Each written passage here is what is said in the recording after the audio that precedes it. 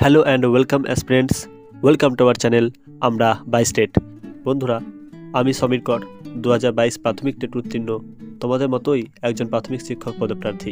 গতকাল আমি আমাদের ইউটিউব চ্যানেলে কমিউনিটি পোস্টে এই ব্যাপারটি সম্পর্কে একটি কমিউনিটি পোস্ট করেছিলাম যে 2022 প্রশ্নগুলো মামলা সংক্রান্ত যে নতুন এক্সপার্ট কমিটি গঠনের যে আর্জি জানিয়েছিল যারা 2022 মামলাকারী, তাদের যে এই আর্জিটি সম্পূর্ণভাবে সুপ্রিম কোর্ট খারিজ করে দিয়েছে।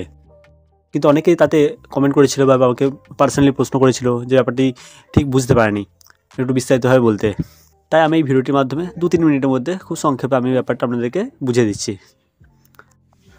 তো 2022 যে সকল পরীক্ষার্থীরা খুব কম নাম্বারের জন্য পাস করতে পারেনি, তারা কোর্টে আর্জি জানিয়েছিল কলকাতা হাইকোর্টে যে প্রশ্ন ভুল আছে, কিন্তু ক্যালকাটা ইউনিভার্সিটির এক্সপার্ট ফ্যাকাল্টিরা পর্ষদকে জানায় যে কোনো রকম প্রশ্নে ভুল নেই।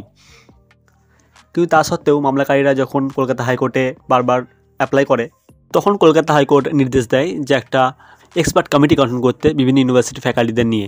সেই এক্সপার্ট কমিটিতে ক্যালকাটা ইউনিভার্সিটিও থাকছে। কিন্তু এতে মামলাকারীরা এই কলকাতা হাইকোর্টে ডিভিশন বেঞ্চের রায়কে চ্যালেঞ্জ করে সুপ্রিম কোর্টে পুনরায় এসএলপিতে অ্যাপ্লাই করে। এসএলপি অর্থাৎ স্পেশাল লিভ পিটিশন।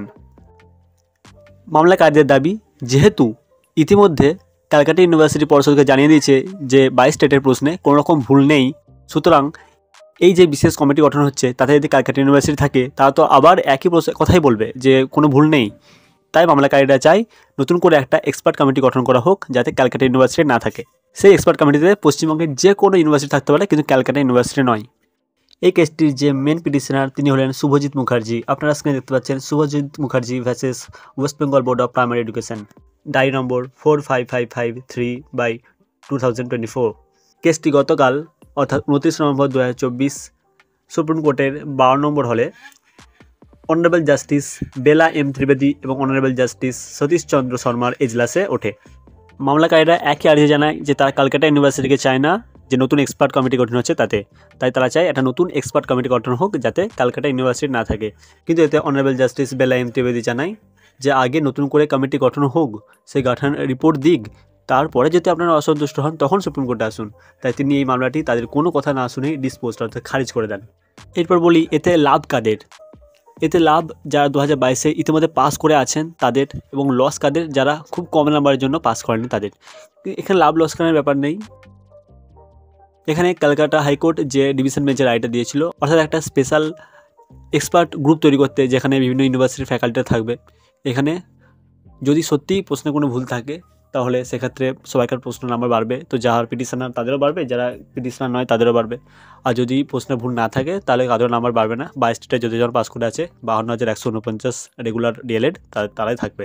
প্রসঙ্গত আমার মতামত অনুযায়ী প্রশ্নে কোনো ভুল নেই, কারণ প্রশ্ন বোর্ড তৈরি করেনি। আপনারা যদি একটু ভালো করে দেখেন, এই প্রত্যেকটি প্রশ্ন একটিও West Bengal Board of primary এডুকেশনের কোনো ফ্যাকাল্টি তৈরি করেনি। এগুলো অলরেডি সিটেট বা রাজস্থানের রিট বা উত্তরপ্রদেশের সুপার টেটে অলরেডি অনেকবার প্রশ্নগুলো এসে গেছে, সেখান থেকে প্রশ্নগুলি ডিট্টো কপি করা হয়েছে। আপনারা যারা প্রিভিয়াস ইয়ার কোশ্চেন ভালো করে অ্যানালাইসিস করেছেন তারা দেখতে পারবেন, বা পরীক্ষার আগে যারা প্রিভিয়াস ইয়ার কোশ্চেন সলভ করেছেন তারা দেখবেন এই প্রশ্নগুলি ডিট্টো সিটেট এবং সুপার টেট রিট এখান থেকে কপি করা।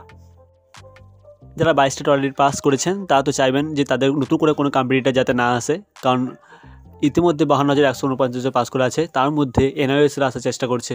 আবার যদি নতুন করে সংখ্যা বাড়ে তাতে আমাদেরই লস।